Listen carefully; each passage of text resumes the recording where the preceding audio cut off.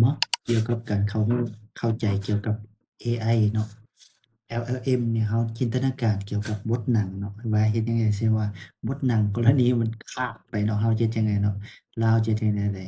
แต่ว่าเอไอ LLM เนาะมันสามารถไปคิดค้นซอกหาคำตอบที่ว่ามันคลาดไปอะเนาะเพราะว่าเราเอาดึงข้อมูลที่ว่ามันคลาดนี้ไปเนาะเอไอมันสามารถคิดหรือเดาคำ หรือว่าสร้างคำขึ้นมาเพื่อว่าให้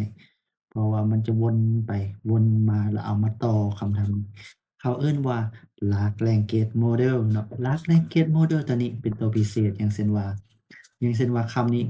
Paris is City มันหายไปเนาะมันแม่นหยังมันแม่น France บ่ Ant บ่คำใดเนาะที่ว่าเป็นมหาศาลเนาะคำใดคำต่อชคำใดที่ว่ามันจะควรจะเป็นหยังเนี่ยว่าโดยอิงใส่เนาะเอไอเพราะว่าจะช่วยเนาะ เพื่อว่าคำใดที่ว่ามันเป็นไปได้ที่สุดเนาะในการสร้างแชตบอตนะเพื่อเอามาช่วยเนาะเพราะว่ามันจะเดาคำอยู่นี่ที่ว่าตัวต่อไปเนี่ยอาจจะเป็นตัวนี้เป็นเท่านี้เปอร์เซ็นต์เท่านั้นเปอร์เซ็นต์เพื่อว่าเอไอตัวนี้ก็จะสร้างตัวเทรนมาเพื่อว่าคำต่อไปว่าเป็นแนวใดเนาะเป็นเลื่อนมาเรื่อยๆเนาะแล้วมันก็จะสร้างให้มันเป็นคือเป็นธรรมชาติ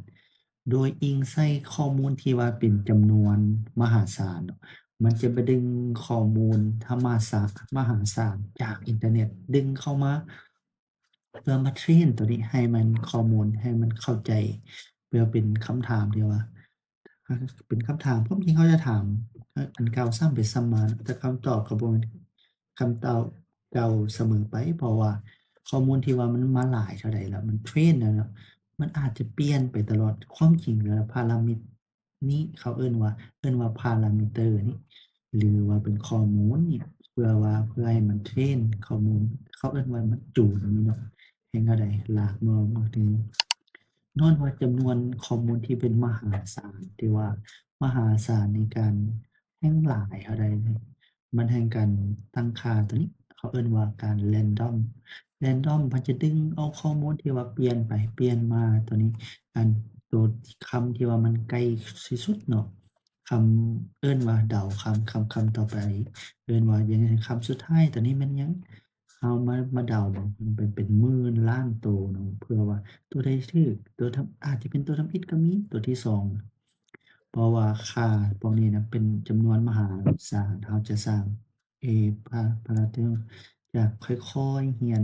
ค่อยปรับค่อยๆจูนจากข้อมูลที่เราเข้าไปเนาะเพราะว่าข้อมูลจำนวนที่มหาศาลเพิ่มเข้ามาเป็นเอิ้นว่าจะเป็นมันสั้นก็มีมันยาวก็มีที่ว่ารวมเข้าไปเป็นมหาศาลอยู่ในโลกนี้ภาษาที่ว่าเอไอพวกนี้มันเรียนเพื่อเทรนตัวนี้เพื่อดึงข้อมูลแล้วแฮ่งเทรนเท่าใดข้อมูลแฮ่งมหาศาลเนาะ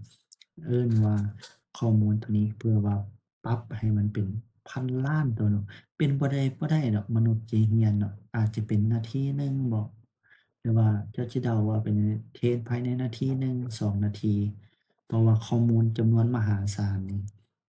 เป็นเดือนเป็นปีบางคนก็เลยว่าเป็น100ปีเนาะบ่มีผู้ใดมีอายุหลายปานนั้นสมมุติว่า1,000,000,000ปีคนผู้หนึ่งบ่สามารถเทรนได้แล้วข้อมูลตัวนี้ที่ว่ามหาศาลนี่เนาะ ย้อนว่าอันนี้เขาเอิ้นว่า parameter ที่ว่าเราเทรนนี่เนาะแต่หากว่าข้อมูลที่ว่าเราต้องการว่าอย่างเช่นว่าอันนี้เราเอิ้นว่า pre-train เนาะแต่ข้อมูลนี้ตัวนี้จะเป็นตัวช่วย RLHF เนาะโดยอิงอาศัยมนุษย์เรานี่แหละคนเราเนี่ยแหละเป็นตัวช่วยว่าข้อมูลคำตอบตัวนี้มันถูกบ่มันผิดบ่เพราะว่าคนเหล่านี้จะเป็นคนตรวจจูนข้อมูลที่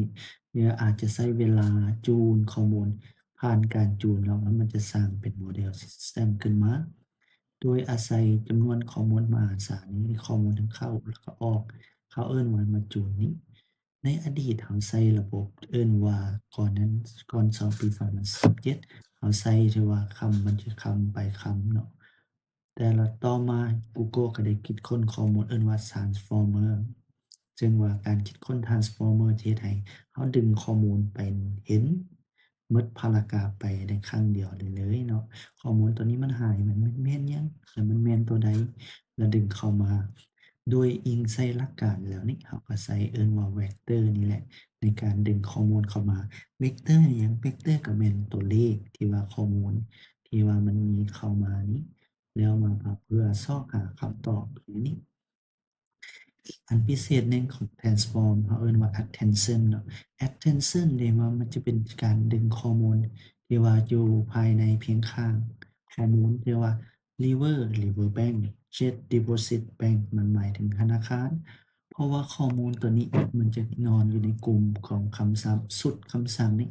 river ตัวนี้แม่นหยังอย่างเช่นว่า river bank เอิ้นว่าแม่น้ำเนาะตัวนี้และอีกต่อมาหลักการหนึ่งเป็น feed forward เนาะ เรียกว่าใช้ DeepMind เนาะในการดึงข้อมูลเพื่อคัดกรองข้อมูลแยกแยกกลุ่มคำสั่งขึ้นมาเป็น vector แล้วมันจะมา attention แล้วเข้ามาฟีดแบ็กข้อมูลข้อมูลแห่งนี้แฮ่งเทรนเท่าใดแฮ่งมีการพัฒนาโอกาสที่ตอบคำถูกแล้วมันก็แฮ่งสูงและก็ถูกใจกับภาษามนุษย์ที่เราเข้าใจปัจจุบันนี้ และท้ายที่สุดในข้อมูลตัวนี้มันจะมาเป็นเวกเตอร์สุดท้ายในเวกเตอร์สุดท้ายแล้วมันเอิ้นว่าอีกเครื่องมือหนึ่งที่ว่ามันจะช่วยในการวิเคราะห์คือเอิ้นว่าตัวใดจะแม่นคำตอบตัวนี้เข้ามาใส่นี่ into หยัง into the water เนาะในข้อมูลที่ว่ามันหลากหลายนี่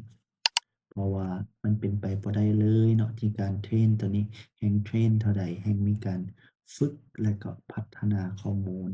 โดยจำนวนมหาศาลนี่เป็นไปบ่ได้เนาะมนุษย์ผู้ใดผู้หนึ่งที่จะมาเข้าใจข้อมูลตัวนี้ได้เราก็เลยอิงใส่พารามิเตอร์พวกนี้ในการจูนเนาะแฮ่งหลายครั้งจูนเท่าใดข้อมูลตัวนี้แฮ่งมีมามันแฮ่งเติมเข้าไปและสังเกตให้รู้ว่า